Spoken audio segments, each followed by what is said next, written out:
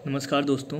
आज डेट है 28 अप्रैल 2020 और इस डिस्कशन में हम लोग द हिंदू, इंडियन एक्सप्रेस और पीआईबी के आर्टिकल को एमसीक्यू के फॉर्मेट में डिस्कस करेंगे। तो आइए अपना डिस्कशन स्टार्ट करते हैं। फर्स्ट क्वेश्चन है, which of the following case does not deal with constitutional amendability power of the parliament. तो कौन सा केस जो है वो कॉन्स्टिट्यूशन के संशोधन से संविधान संशोधन के बारे में नहीं है, आपको ये बताना है। आपके जो यहाँ पे कोड दिया हुआ है वो है, पहला शंकरी प्रसाद case, second Sajjan Singh case, third SR Bommai case and fourth Golaknath case. Your options are A 1 and 2 only, B third only, C second only and D third and fourth only.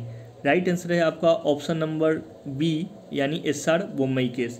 SR Bommai case जो है वो प्रेसिडेंट के नियुक्ति प्रेसिडेंट से संबंधित है और इसका जो सबसे इम्पोर्टेंट प्रोविज़न है वो गवर्नर को लेकर के है कि इसमें कहा गया था कि गवर्नर को एक अगर हटाया जाता है उसको अपने पद से तो एक निश्चित कारण बताना पड़ेगा, ये नहीं कि इनका विचार मेरे विचार से मन मेल नहीं खा रहा तो इसलिए गवर्नर को हटा दिए। तो ऐसी बातें नहीं की जाएगी जो इंदिरा गांधी के शासनकाल में हुआ था। तो इसी से रिगार्डिंग है एसआर बोम्मई केस, जबकि शंकरी प्रसाद केस, सज्जन सिंह केस और गोलकनाथ केस। शंकरी प्रसाद केस है 1951 का, फिर सज्जन सिंह केस है अराउंड 1965 का और गोलकनाथ केस है 1967 का। ठीक है, तो ये तीनों केस जो हैं वो कॉन्स्टिट्यूशन के अमेंडेबिलिटी से संबंधित है। जैसे शंकरी प्रसाद केस में फर्स्ट कॉन्स्टिट्यूशनल अमेंडमेंट के वैधानिकता पर सवाल उठाया गया था और जिसमें 9th शेड्यूल को जोड़ा गया था। उसी तरीके से सज्जन सिंह केस है राजस्थान से रिलेटेड है ये, और गोलकनाथ केस है पंजाब से रिलेटेड। ठीक है, सेकेंड क्वेश्चन है, which of the following countries have not signed the comprehensive nuclear treaty test ban treaty. कौन सा जो देश है उसने अभी तक comprehensive nuclear test ban treaty को साइन नहीं किया है। यहाँ पे कोड दिया हुआ है, first India, second Pakistan, third China, fourth North Korea and fifth Israel. आपको बताना है, आपके ऑप्शंस है A 1, 2 and 3, B 1, 2 and 4, C 4 and 5 and D 1, 2, 3, 4 and 5। Right answer है ऑप्शन नंबर बी 1, 2 and 4 यानी इंडिया, पाकिस्तान और नॉर्थ कोरिया ने अभी तक इसको साइंड नहीं किया है, जबकि चाइना और इजराइल ने साइन किया है अभी तक, लेकिन इसको रेटिफाई नहीं किया है। ठीक है, एक बार देख लेते हैं सीटीबीटी के बारे में। सीटीबीटी का फुल फॉर्म है comprehensive nuclear test ban treaty और इसको यूनाइटेड नेशन जनरल असेंबली के 1966 के सम्मेलन में, जिसको जेनेवा डिज आर्मामेंट कॉन्फ्रेंस बोलते हैं, उसमें इसको एडॉप्ट किया गया था। इस ट्रीटी के जो सेक्शंस 44 है उसमें कहा गया है कि जब इस ट्रीटी को 44 स्टेट जो एनेक्स 2 का सब्जेक्ट है अगर रेटिफाई कर देंगे उसके बाद से ही ये ट्रीटी फोर्स में आएगी। लेकिन हुआ ये कि अभी तक मतलब कि अगस्त 2011 तक और इवन आज तक इसको 36 कंट्री ही हैं जिसने रेटिफाई किया है। 8 कंट्री ने साइन किया है लेकिन रेटिफाई नहीं किया है। वो कौन कौन से हैं? China, North Korea, Egypt, India, Iran, Israel, Pakistan and United State. ठीक, तो इसको आप याद रखिएगा। जबकि India, North Korea and Pakistan, इन लोगों ने अभी भी ट्रीटी पर साइन ही नहीं किया है। जो ये तीनों देश है यानी नॉर्थ कोरिया, पाकिस्तान और इंडिया, ये 1996 के बाद से अब तक इन लोगों ने काफ़ी सारे न्यूक्लियर टेस्ट कर चुके हैं। जैसे इंडिया और पाकिस्तान ने मई 1998 में किया था, नॉर्थ कोरिया 2006 से लेकर के 17 तक 6 टाइम अभी तक टेस्ट कर चुका है। ठीक है, थर्ड क्वेश्चन है, with reference to the 12th century philosopher Basaveshwara which of the following statement is या आर करेक्ट। 12वीं सेंचुरी के एक दार्शनिक हैं बसवेश्वर, उनके बारे में कौन सा स्टेटमेंट जो है वो सही है। आपके स्टेटमेंट है, first, he is the founding saint of the Lingayat sect, वो लिंगायत सेक्ट के एक संत हैं। सेकेंड है, he revolt against the social evil of the traditionalistic society. Third है, he establish the Anubhava Mandapa in which he held discussion exclusively with a scholar of various region. तो इन्होंने एक अनुभव मंडपा को इस्टेब्लिश किया था जिसमें अलग अलग रिलीजन के जो विद्वान थे उनके साथ डिस्कशन होती थी। कौन सा स्टेटमेंट करेक्ट है? Your options are A 1 and 2 only, B third only, C 2 and 3 only, and D 1, 2 and 3 only. Right answer है option number A 1 and 2 only. दोनों स्टेटमेंट सही है, जबकि सॉरी यहाँ पे ये तीनों स्टेटमेंट सही हैं, दोनों स्टेटमेंट नहीं बल्कि ये तीनों स्टेटमेंट सही है। जो बसवेश्वरा हैं उन्होंने लिंगायत सिक्ट को इस्टेब्लिश किया था और अनुभव मंडपा को भी उन्होंने ही इस्टेब्लिश किया था। इसके अलावा जो बच्चन साहित्य है ये बासो लिटरेरी वर्क के अंतर्गत इनको इंक्लूड किया गया है जो कन्नड़ लैंग्वेज में है, तो इसको भी आप याद रखिएगा।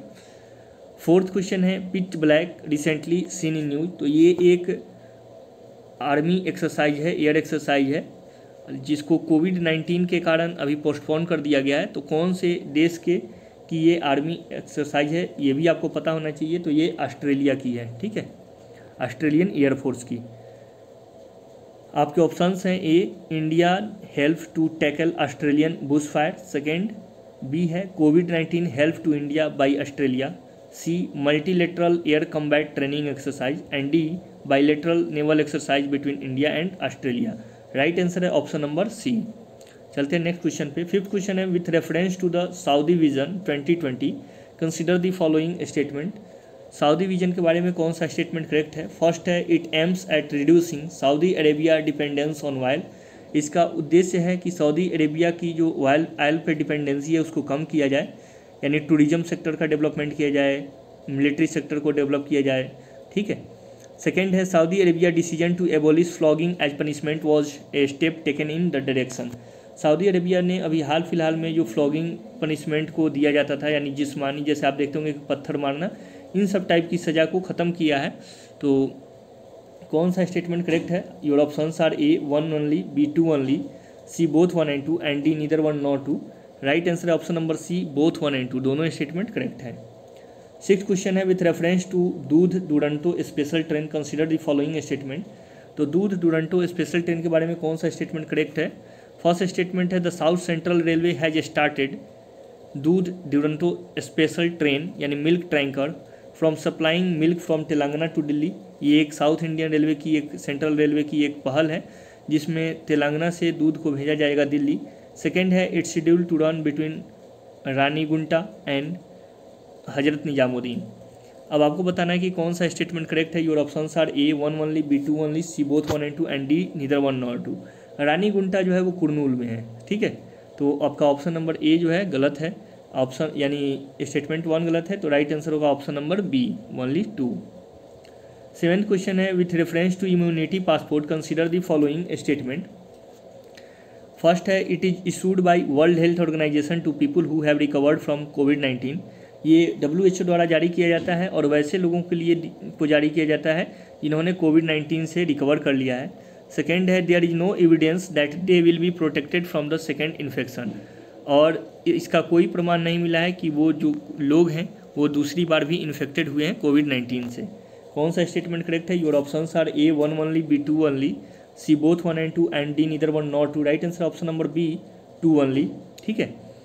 ये कोविड-19 का ये दूसरा पार्ट जो है वो तो सही है, लेकिन फर्स्ट पार्ट गलत है क्योंकि WHO ने सिर्फ एक डायरेक्टिव जारी किया था जिसमें उसने देशों से अपील की थी, यूरोपियन कंट्री के देशों से, USA से और सारे देशों से, कि अगर आपके यहाँ कोई कोविड-19 का पेशेंट है वो रिकवर कर जाता है तो वैसे व्यक्ति को, और दूसरी बार उसको इन्फेक्शन नहीं हुआ है, तो वैसे व्यक्ति को आप इम्यूनिटी पासपोर्ट दीजिए ताकि वो अपने वर्क प्लेस पर जा सके, काम कर सके, ठीक है। 8 क्वेश्चन है Spratly Island and Paracel Island often mentioned in news is located in. तो स्प्रेटली आइलैंड और पार्सल आइलैंड कहाँ पे हैं? Your options are A South China Sea, B Arabian Sea, C Bay of Bengal, and D Mediterranean Sea. Right answer है option number A South China Sea, ठीक है। एक बार location हम लोग देख लेते हैं कि कहाँ पे है ये। तो ये आपको जो डॉटेड लाइन दिख रहा होगा ये है 9 डैश लाइन। अब जो स्पार्टली आइलैंड है, स्पार्टली आइलैंड पे मलेशिया कहता है कि स्पार्टली आइलैंड पे उसका कब्जा होना चाहिए क्योंकि वो उसके 200 मील के दायरे में आता है। जबकि यहाँ पर आप देख सकते हैं जो दूसरा आइलैंड है पार्सेल आइलैंड, यहाँ पर देखिए आप पार्सेल आइलैंड, ठीक है, यहाँ वियतनाम इस पर अपना कब्जा बताता है। और जबकि जो स्कारबोरो आइलैंड है उस पर फिलीपींस कहता है। लेकिन चाइना को इन सबसे कोई मतलब नहीं है। उसने अपना एक 9 डैश लाइन खींचा है और उसका ये मानना है कि ये 9 डैश लाइन के अंदर जितने भी द्वीप आते हैं वो सब चाइना के अंदर आते हैं, ठीक है। तो इसी को लेकर के डिस्प्यूट चलते रहता है, जिसके कारण ये चर्चा में रहता है। तो आप एक बार लोकेशन को देख लीजिए। यहाँ पे है पोर्सेल आइलैंड, यहाँ पे है स्पार्टली आइलैंड यानी मलेशिया के पास, और फिलीपींस के पास है स्कारबोरो आइलैंड। पोर्सेल आइलैंड जो है वो वियतनाम के पास है, इसको आप याद रखिएगा, ठीक है। नेक्स्ट क्वेश्चन है with reference to specially liquidity facility for mutual funds consider the following statement. तो SLF-MF के बारे में कौन सा स्टेटमेंट करेक्ट है? फर्स्ट है under the SLF-MF the RBI shall conduct repo operation of 20 days tenure of the fixed repo rate, यानी इसमें जो है RBI ने जो कि रेपो रेट है उसको 20 दिनों के लिए फिक्स रखने की बात कही है। सेकेंड है the SLF-MF is one on tap and open-ended and bank can submit their bids to avail funding on any day from Monday to Friday excluding holidays, ठीक है। तो कौन सा स्टेटमेंट करेक्ट है? Your options are A1 only, B2 only, C both 1 and 2 and D neither 1 nor 2। Right answer है option number B 2 only, क्योंकि ये जो है 19 डेज के लिए है, ना कि 20 डेज के लिए, ठीक है। चलते हैं नेक्स्ट क्वेश्चन पे। 10th क्वेश्चन है with reference to immigration ban consider the following statement. तो हाल फिलहाल में यूएसए ने इमिग्रेशन बैन कर दिया है, तो उसी के रिगार्डिंग यह क्वेश्चन है। फर्स्ट क्वेश्चन है recently US announce to suspend legal immigration into the US for 60 days. तो 60 दिनों के लिए यूएस ने लीगल इमिग्रेशन को बंद कर दिया है। ऐसा उसने राष्ट्रपति डोनाल्ड ट्रंप ने वहाँ के लोगों को जॉब प्रोटेक्ट करने के लिए, जॉब देने के लिए, यानी जॉब को प्रोटेक्ट करने के लिए सिर्फ वहीं के लोगों को जॉब मिल सके, इसके लिए इन्होंने ये पॉलिसी अपनाई है। सेकंड है those who have already been granted permanent residence will not be impacted by their executive order, ठीक है। तो जिन लोगों को के पास परमानेंट रेजिडेंस है उनको इससे कोई भी प्रभाव नहीं पड़ेगा। कौन सा स्टेटमेंट करेक्ट है? Your options are A1 only, B2 only, C both 1 and 2 and D neither 1 nor 2। Right answer है option number C both 1 and 2, दोनों स्टेटमेंट करेक्ट हैं। Who was Zarina Hashmi recently seen in news. Zarina Hashmi कौन है जो हाल फिलहाल में news में थी? तो ये 94 ईयर्स के एज में यूएसए में इनकी मृत्यु हो गई है, तो उसी के चलते इन पर सवाल है। आपके ऑप्शन है A Indian artist, B athlete, C Hindi film actor and D famous mathematician. Right answer है option number A Indian artist. ये वुड ब्लॉक आर्टिंग करती थी, ठीक है। तो वुड ब्लॉक आर्ट की जो सीरीज शुरू हुई थी इन्हीं के कारण ये चर्चा में आई थी। तो अभी ये यूएसए में रह रही थी। 1937 में इनकी बॉर्न हुई थी और 2020 तक ये जीवित रहीं। तो लगभग 94 ईयर्स के आसपास इनका टाइम स्पेन रहा, तो इसीलिए ये चर्चा में थी।